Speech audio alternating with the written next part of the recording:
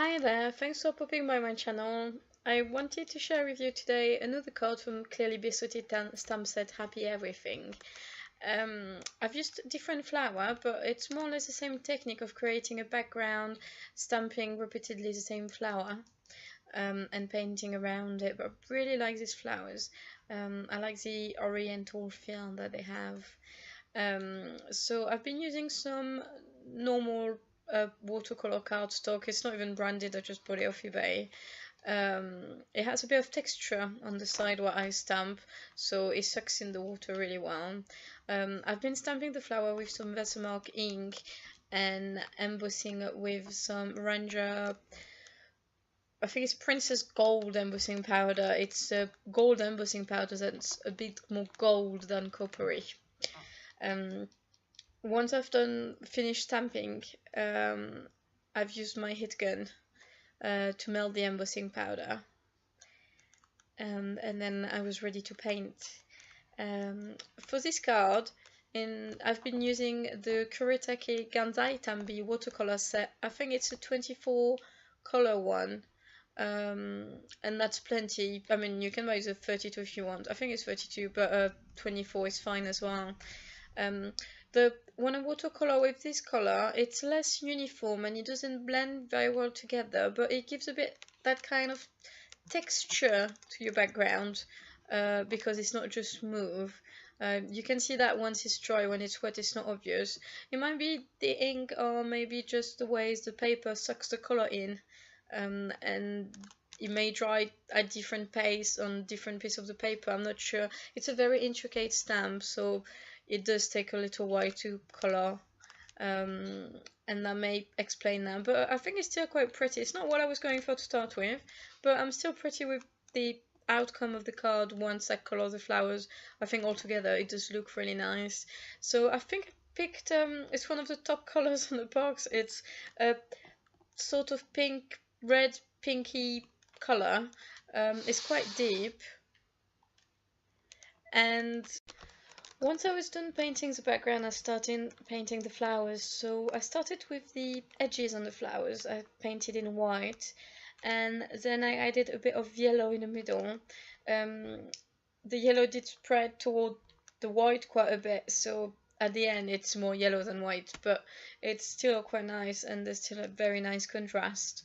The alternative that could be done is to use some perfect pearls and that in the water, sorry, and that really add that bit of shimmer once it's dry, and that does look really nice. So I've painted all these flowers yellowish, and then I will add the little bits in the middle, which you can't see with the embossing powder, but the little bits in the middle will be red, so you will have that really nice contrast. I'm using these Artway brushes that I found on Amazon. The handle is not brilliant quality. It started to crackle quite a lot, but the hairs are very good, and for that price it's really worth it. It's not professional obviously, but for someone like me, if you're like me and you watercolor only from time to time, it's a really good set. I've started coloring the leaves.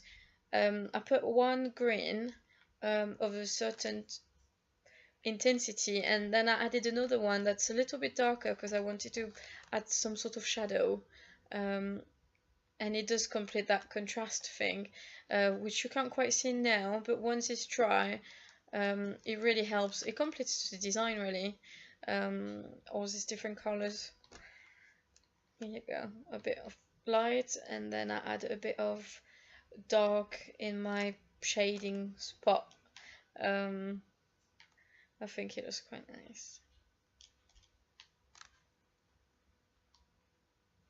Something that could be really nice as well, which I haven't done, but I could have, it would be to add some glossy accent once the card is finished. It does help to add dimension to quite one layer card. Here are the little red dots I was talking about, so they pop out quite well on that yellow, or against that yellow, and it goes really well with the background. I've cut a stripe of black paper and embossed my congratulations sentiment on it with some VersaFine ink and the same embossing powder that I used for the background. I added that on the top, on the side, sorry, as a little banner. I wanted the sentiment to be part of a card, but not the whole card. And with a black outline, I put the card on a black cardstock. It looks quite nice. It's a black cardstock that I bought from a local craft shop. It's not somewhere I go very often, so I may not be able to buy it again. I need to keep looking online and see if I can find something, a brand that I can have delivered at home. It's just a bit easier. But nonetheless, it's a good cardstock. So I've glued the card onto that background and the sentiment on it, and you can see that it nicely frames the card. I'm adding little dotted lines on the leaves. I think it's quite nice. It doesn't really add dimension, but it does add a little something that I think completes the cards and makes it look a bit more oriental somehow. I really like it.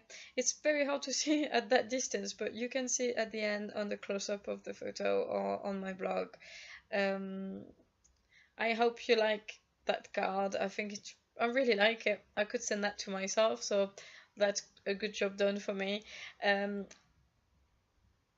It's a very nice brand. It's Clearly Besotted. I discovered it not long ago because I had not heard about it before, and I think it's a British brand actually.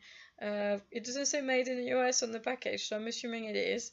But it's really good stamps. So I'm really happy with the stamp set so far, and I think there's a coordinated die with that one as well. I've not used it too much yet, but I probably will in the future. So here you go. I finished that card front and I'm gonna glue it onto a white card. And here you go, my job will be done for the day. So I hope you liked it.